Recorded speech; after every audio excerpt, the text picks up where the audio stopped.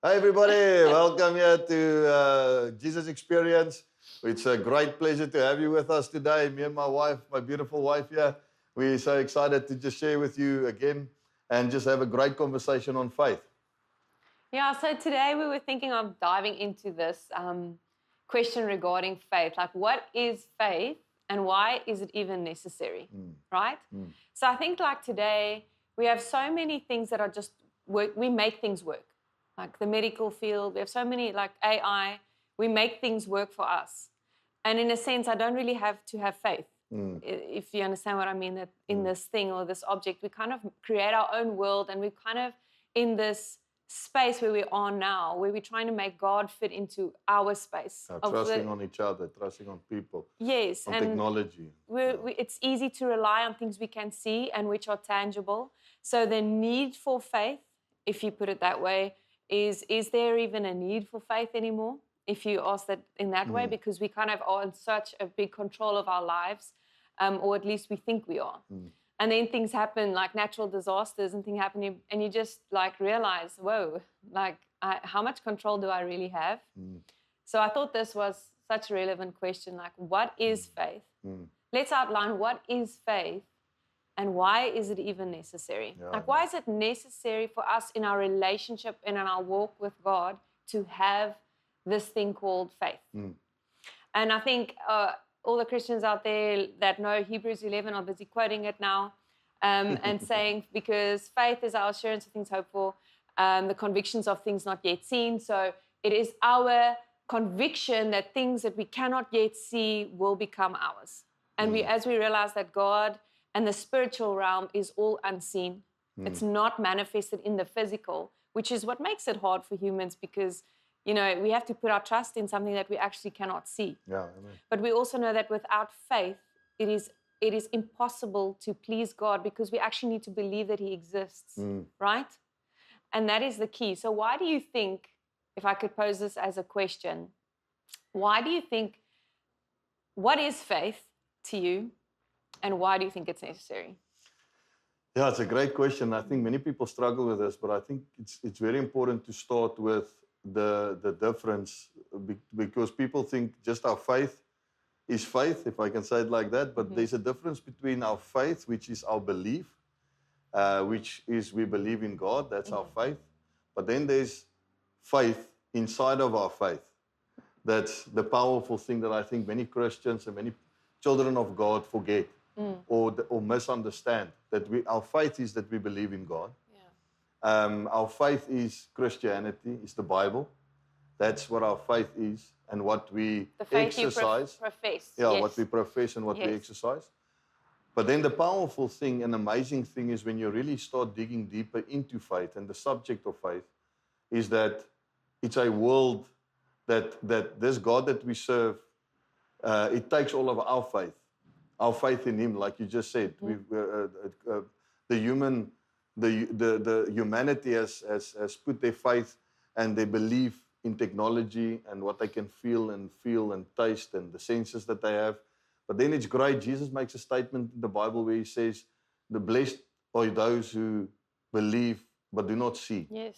So it's and then there's the gifts of the Holy Spirit, which one of the gifts of the Holy Spirit, which is my absolute favorite gift in the Bible that the Bible speaks about, is the gift of faith. Because faith is a spiritual force. It's tangible. It's a tangible force, a spiritual design that God put together to enable us to believe Him for the supernatural. There's a supernatural realm. There's a realm of the Spirit, which we need to start understanding, that the Bible says that the physical realm, the spiritual realm, is more reality than the physical realm. So what I've really come to learn is how much of a necessity the gift and the force of faith is in my life and my journey with God. Like you just said, Hebrews 11:6 says, without faith, it is impossible to please God. So what is faith really? Then you go to Hebrews 11:1, which says, faith is the assurance of things hoped for, the evidence of things not yet seen. It's a conviction of what we believe in God for without even touching it. So if I'm believing God when I come down to sit on this chair, but this chair is not seen, but I believe that this chair is here, and I go and I sit, it keeps me up. But so it's the conviction of believing this chair is here where it is.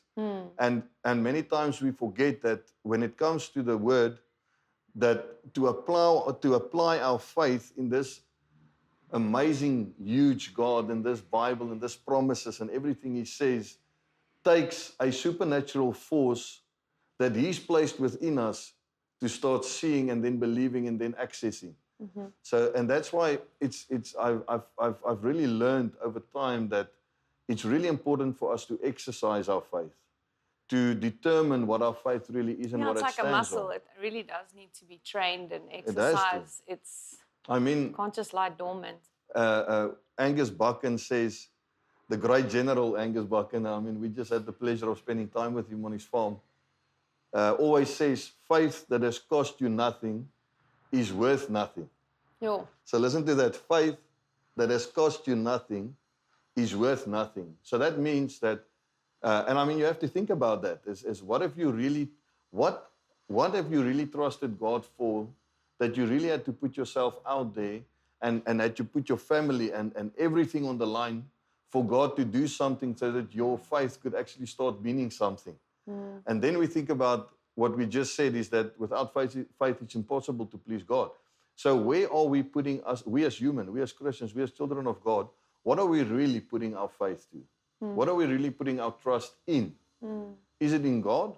Or is it in all the physical, tangible things that we could feel? Because, I mean, that's the great risk of not having faith and not really believing God and trusting God and believing His word. Because if you read the Bible, it only consists of us having faith in God. Everything, every single promise, The entire book is faith. if you talk about healing, if you talk about miracles, if you talk about all the spiritual gifts, the basis or the fundamental thing needed is faith. Is to really believe that God can do it, what the word says is true. I mean, if you take Abraham, the Bible says he's the father of faith. The Bible says that he had to, when he heard God to leave, he had to have faith that he actually heard God and that he packed up everything. And he left his country, he left his father, his mother, and he went after God without knowing where he was going, without knowing what the end result was going to be. So for us to really dig down into this amazing subject of faith is crucial, I believe, in the times that we are moving into and the times that we are heading into and what God is going to expect of us as His children. Because, I mean, everything we do is faith. We put up that tent, it took faith. When we do crusades, it takes faith. To do business takes faith. I mean, everything is accounted to faith. And if we have faith in God, and if we have the gift of faith and we exercise that beautiful substance of faith in our life, there's great results that comes our way. Yeah, amen. And I feel like we forget we're actually spiritual beings. And when God, In if we go physical back bodies, to Genesis, when God created the world, He created it in faith, right? With the Spirit, the Holy Spirit that was hovering over the world. He created it by His word, but in faith. Like it didn't exist before, and then God said, oh, this is good, let me change a few things, right? He actually spoke it into being, and He spoke it in faith, that this is what will happen. This is what my word will accomplish, right? Because, you know, we already know the scripture says that no word will return to Him void without producing fruit and going forth and producing that for which it was sent. Okay, so that means every word that comes from the mouth of God will produce fruit and will come forth and produce what it is sent for. But there has to be faith coupled to that. Like I cannot just speak random words. I need to actually have my faith backing that up. And His faith and knowing in Himself is what actually empowers that word to be unlocked and actually come to life, right? And so isn't that the thing, is that we don't realize we're actually made from the Spirit. We are actually spirit beings. So we don't know how to, this is actually our spirit food, right? I would see faith as the nourishment and the food of your spirit, isn't it? But yet we don't live in this space. We are so consumed or, let's say, dulled with our flesh and the natural and the everyday that we're not challenging this faith and this fuel that your spirit actually needs to thrive on. That when there arises a time where you need to step out in faith, you actually feel unsure. Yeah. Like now I need to pray for someone for healing, or now I need to trust the Lord for breakthrough, and now I'm unsure about my faith. And where is my faith right now? And I need to release this word, isn't it? No, yeah, 100%. So it's coming in training of that faith, and which I think is so important. And then we see an interesting thing where Jesus, having all the faith in the world, Jesus is faith. Yeah. Jesus is faith. Jesus is the physical manifestation of faith. Come on. Walking and going to his hometown, and where it says he could not perform many miracles because of their unbelief, their lack of faith. So would you say that possibly the lack of us seeing the Lord move in our life and in certain areas, would that be because of our unbelief? Does that play a role? 100%. Does your unbelief play a role? So would you say that the way God shows up in your life, or the way that you even perceive him, or the way that you see him move in your life is a direct result of faith or the lack thereof? 100%. I believe that, and I really, it's not just what I believe, it's what the Bible teaches. So I think that's a very important thing to understand when it comes to faith. It's not what you think, it's not what you feel, it's about what the Word of God says. The Bible says now faith comes by hearing, and hearing the Word of God. So if you I like what a great man of God said the other day. His whole lifestyle, his mindset is faith-based, it's word-based. He's got a word-based mindset. So if you are constantly filling your life and your word and your mind with the word, then faith comes. So then we start understanding faith as the spiritual force and activity of heaven, where the currency of heaven becomes faith. That's the language of heaven, is faith. So when we the currency of heaven is really faith. Is faith. We need to trade with that currency. How do you read the Bible and there's things that God says in there and not have you need something to make it to really believe it, and that's your faith. You have to believe by faith that the Word of God is true. You have to believe by faith that He would do what He said He would do. Everything is connected to your faith in God, believing Him. So the Bible actually says that doubting God is sin. Exactly. So to have doubt in God, to not really believe what His Word says is sin against Him, because it shows Him that we don't believe He really exists. And that the Bible says then, Hebrews 11:6, that He's a rewarder of those who diligently seek Him, because when I'm diligently seeking Him, what does that tell Him? Is that I believe Him. Yes. Is that I believe He exists. His word. The Bible, it says there that God is a rewarder of those who diligently seek Him and who are constantly in this pursuit of who He is, because that's proof to God that you truly believe that He exists. And now if I truly believe that God exists, then I have to believe that the Word of God is 100% truth. So if I really believe that the Word of God is 100% truth, then I have to start seeing the results of what the Word of God teaches, but I then have to become like the Word of God to see that result. And how do you become like the Word of God? Is read the Word of God. Sit in the Word of God. Sit in the Word of God. Fill yourself with the Word of God. I like it. I said the other day, you have to get possessed with the Word of God. You have to totally get, like there's demon-possessed people all around us, and then also in the Word. There's so many examples of that. I mean, when we do a crusade, we see how many people get freed from demonic possession, which affects their mentality, which it actually takes over the entire body. It takes over the entire body. They depressed. They under this spiritual stronghold over their life.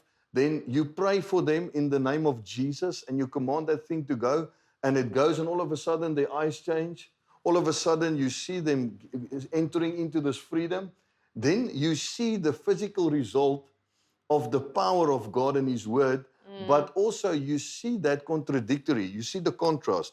You see somebody being possessed by the devil, how they operate, and then you see somebody possessed by the Word of God, how they operate, and how you possessed by the Holy Spirit and possessed by Spirit. I know it sounds rough if I say We've made possession a negative word, but possession actually means ownership. Like I have ownership.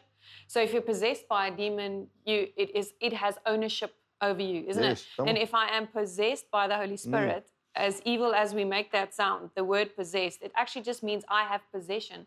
The Spirit now has possession over me. Jesus has, and He has the possession over me. I am now His servant, Oh, and effectively. I mean, I constantly pray that the Holy Spirit will take more control of my life, more control of my mindset, because the and Bible that's says, discipline. yeah, and it's discipline. I mean, that was one of the main messages with our time with Angus, was that discipline is one of the crucial things in our life today. For you to be able to believe the Word of God, you have to have discipline in the Word of God. For you to have the effect of the Word of God on your life, the Bible says we have received the mind of Christ. What does that look like? What does that actually mean to have received His mind? That means that we have received the ability to really believe God. We have Yes, received the amen. ability Yes. to really believe the Word of God. So many Yes. times Christians would say, yeah, but how do I believe this? You don't have to make yourself believe that. Yes, You have you to don't. surrender Yes, to Him that's already in you, yes. and that you have already received His You ability. just need to read. You just need to sit in this. And you have to constantly wash yourself with the Word. I use this illustration so much, but the great evangelist Reinhard Bonnke, he was on an interview, a television interview once, and with an atheist. And that atheist said to him, listen, but the blood of Jesus has lost its power. And Reinhard Bonnke said, yes, but why do you say that? And he said that if you look at the world, that people, it's just getting more evil, people are more lost, people are more broken, hurt, and it's just spiraling out of control. So the blood of Jesus, the Bible says the blood of Jesus should have the contradictory or the opposite effect, but look at what it looks like. The blood of Jesus has lost its power. And he gave him this great answer where he said that, listen, sir, but then soap has lost its power. And I mean, you can just imagine the guy's face. But he says, why do you say that? He says, well, soap, there's so many dirty people, people that smell, people that's not clean. So it means that soap has lost its power. It doesn't work anymore. And he said, you see, sir, that It's such a basic illustration, it's a but beautiful so good. illustration, because Yeah. he says the way soap works is you need to put water on the soap, and then you need to apply the soap And daily. and wash yourself every single day. Yeah. Because once you stop washing, you become dirty and you become smelly. That's exactly and he said, so if people are dirty, it means that soap doesn't work anymore. But he said that the fact is that you have to take that soap, put water to it, start washing yourself, then soap's effect starts working. Yeah. And he says that's exactly The what soap the is blood still of... soap. It's just lying there. But just- it actually needs to be applied. It needs water for and it to needs work. your physical friction on your body. And You taking action with the soap. Come on. And that's, Clean he said, yourself that's up. exactly how the blood of Jesus works. Yeah. Is you have to apply the blood of Jesus to your life for you to see the effect of the blood of Jesus. How do I apply the blood of Jesus to my life? Is I start reading the Word. Then I start believing what the Word says. Then I start doing what the Word says. Yeah. Then I start seeing the effect of what the Word says. Now, faith becomes relevant to my life. Now, Hebrews 11:1, where it says, faith is the assurance of things hoped for. So now I'm hoping for stuff to happen. I'm hoping to get free. I'm hoping to get healed. I'm hoping to get delivered. I'm hoping to get a breakthrough. Now, all of a sudden, it changes from hope to conviction. There's a difference between hoping for something and having the conviction that that thing is actually Your conviction is already you are assured. happened. You Yeah. are It's assured like, of I'm this con- thing. I'm I really- have received the title deed. I'm This is what it convinced is. you're my wife and you are beautiful, because I can see you're my wife and you are beautiful, and I've got a ring. I put a ring on your finger, and if I feel Okay. your body, it feels great. So I know that you are This is beautiful. So Thank you. exactly like that, exactly like that. That's how the Word of God works. It Yeah. says that even though I can feel and I can see you and I can speak to you, faith is the assurance of that with the thing that I'm trusting God for, that it already happened. So that is the physical force of faith when I apply it correctly through the Word of God. Yeah. Because we think faith isn't really it doesn't Practical. have impact. It Yeah. doesn't. It's practical. It is. You have to apply it. You have to believe it. When that scripture is so powerful. I mean, we're going to speak in the next session. We're going to speak about Hebrews 11:22, because it takes it even further. But this is the fundamental where I think the Christian world and people miss out on such a great life with God. God has actually created us to have a great, awesome, exhilarating, joyful life with Him. But we think he's lost His power. Is He really there? God is away, far away, and we far down here. We're little ants running around here on earth, and He just zaps us with or He's got like that. What's a vergrootglas? Magnifying glass. Magnifying glass, and He sits in heaven and He burns you with your magnifying glass. I mean, that's what people think of God. But when you really read the Bible, He's so involved, so excited to be involved in our life, and so awesome. I mean, I just see His face many times when I pray and when I ask Him for something, because He gets excited when I trust Him. He gets excited when I exercise my faith. It's pleasing unto Him. Yeah. It is pleasing. That's the word exactly says what the word that says. without faith it is impossible to please Him. And I feel like faith really testifies of our need of Him, right? So, and listen, it's not the need for something from Him. I think there's a very big difference. The need for Him. It's the need for Him. And I think that's where so many people struggle with faith, is they keep asking and they keep hoping. They want faith for something. I have faith for my healing. I have faith for provision. I want faith for something instead of having faith in someone. Because if I have That's faith beautiful. in the one That's from right. whom it's coming from, like I don't that. have to have faith in everything. I don't have to have faith for this or faith for that. I don't have to have faith for that. I have faith in Him. I That have will be the faith- manifestation. That Thank thing you. That's will the be fruit. manifested. That's the fruit of you having faith in God I have Himself. faith in Him. I have faith in His person and who He says He is. So would it be safe to say that if I do not have faith, do I actually effectively not know Him well enough? Definitely. Do I not have faith in Him as a person to trust His? And this comes back to the, we're going back to Genesis again, the Garden of Eden, right? Where Eve comes in, and we know what happened. We will say she took the fruit and she ate of the fruit. But what happened was she was questioning whether what God said was true. And I like to see that Satan didn't force her to eat a fruit. He didn't hold a knife to her throat and say, you better. He didn't force her. Satan doesn't force sin upon you. He doesn't Yes. force doubt upon you. But he plants the seed of doubt. And you have... He's the great he's deceiver. the deceiver. The deceiver of the brethren. So And he you have a deceives. choice whether you take that seed and you let it linger in your mind and it creates doubt. Like we were speaking previously about Mark 4, the seed that is sown in faith, that it is smothered by the cares of this world, and basically it's smothered by doubt and unbelief.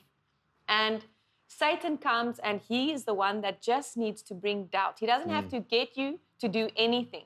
And I think that's so important that it starts here. Satan doesn't force you to do anything. He doesn't create this havoc or whatever. He doesn't have control over your life, especially if you're a Christian and your life is submitted unto God. That's so important. Satan can run rampant if your life is not subject unto the Lord. Then he can do what he wants, because according to the law, you are not subject unto Christ Jesus. So technically, then you are under the law of this world. But if you are a Christian, right, you've given your life to Christ, your life is no longer a part of this world. So Satan cannot run rampant and do whatever he wants, right? But what he can do, and I think his number one strategy with Christians, which we miss, is he just needs to plant the seed of doubt and unbelief. Because now all that Eve is doing, she's in the Lord's presence. She's walking with Him, like morning and afternoon. I just thought to myself, could she not wait and just ask Him, like, hang on, I'll get back to you. Just, okay, Yeah. I'll come back to I'm you. going to go speak to God So about this. his question of doubt was so clear that she didn't even find the need to go speak to the Lord first. How is that? deceived How her, yeah. deceiving is that? For you to, in that moment, take your belief and what you believe and completely flip and say, well, maybe it isn't all that bad, right? And so what happened is, and I believe it's A.W. Tozer that said these words, he said, the greatest sin of all humanity is questioning the sovereignty of God. Sure. That's So good. it all comes back to questioning That's good. if God is, what He says is true, Just say that again. if He's reliable and if He's good. And he says that the greatest sin of humanity is questioning God's sovereignty. Questioning That's the word of God. that he says questioning is actually the His power, only yeah. sin, is because it comes down to this. Everything comes down to the fact that is He God, firstly. And if He is God, is He good?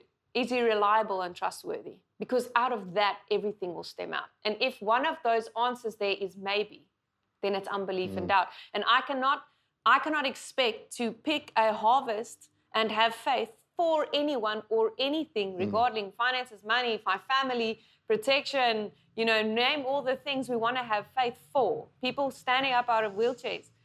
If I cannot have faith in the person who is the one who is faith, as we said, Christ Jesus, amen. He is the answer. He's the answer. So for us, I feel that is such a cardinal and an important point, is that we should not have faith for something. I'm standing in faith for this. I'm standing in faith for a job. I'm standing in faith for my marriage. And I get how we don't mean it in the wrong way. We mean it in a good light. Like, yes, I'm standing in faith with you for something, right? I mean, I'm standing in prayer. I'm meditating on it. But actually, I should stand in faith and be like, my stance in faith is, Lord, this is who you are. This is your character. And this is who I know you to be. I rely not on the faith or the physical manifestation of the other things, but I rely on who you say you are and who I've known you to be. And if I do not see you correctly, help me see correctly and help me experience you in the correct way so that my faith can grow. And it will be tested, right? As we know the word says, James, it's going to be tested and proven by fire. So that I can be complete and lacking in nothing. Yeah. That only comes through the testing of our faith so that we can persevere. Right. But my faith is not in something, it's in someone. It's in Jesus Christ. Amen. It's in who He is. And in Christ, He wants my marriage to flourish. He wants me to be in full health. He does not want my finances to struggle. He does not want me to be in poverty. He does not want me to be in a state of mental crisis. He does not want any of those things for me. That is His character and that is who He is. Yeah. And if I'm lacking in one of those areas, that's the area I would like to challenge you to go and read up about. If I'm questioning any one of his perfect characteristics, then it must mean that I do not know Him in that area. Not because He is to fault or because He's not showing up or because He's not, oh, Lord, I prayed, it didn't happen. No, wait. What am I lacking in my understanding of who Christ is in that situation, in that circumstance? Who is Christ in my marriage? Who is Christ for me in my journey of health? Who is Christ for me in my business? Who is Christ in the ministry? And do I have faith in Him, in who He is? And so I think that's such an important point, and I think we will go on with that next. But essentially, Satan just got Eve to question, did he really mean what he said? Was it actually true? And for some reason, is he holding out on me? Because she questioned, will I really die? Because he said, surely you will be as gods. So this creates this desire, but I can be in control of my own life. Yeah, that deception, yeah. And so that is just, he gets us to question the truth and the validity of God. And instead of us going back to God and saying, okay, wait, I'm getting this thought, I'm going to take it captive. I'm going to see what the word says about it before I trust and believe that fear or that anxiousness that tries to come into my mind and try to steal my joy, right?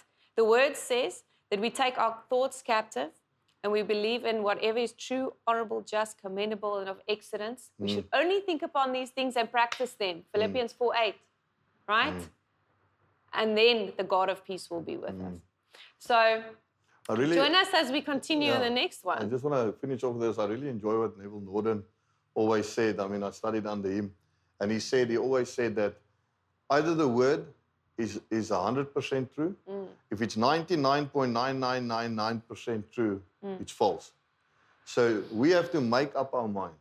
If the word of God, the sovereignty of God is true in our life, and if the answer to that question is yes, we have to get into the word, because the word and understanding the word will create faith. And then we'll see it start taking effect. Amen. Bless you. Love you. See you Join next us for the time. next one.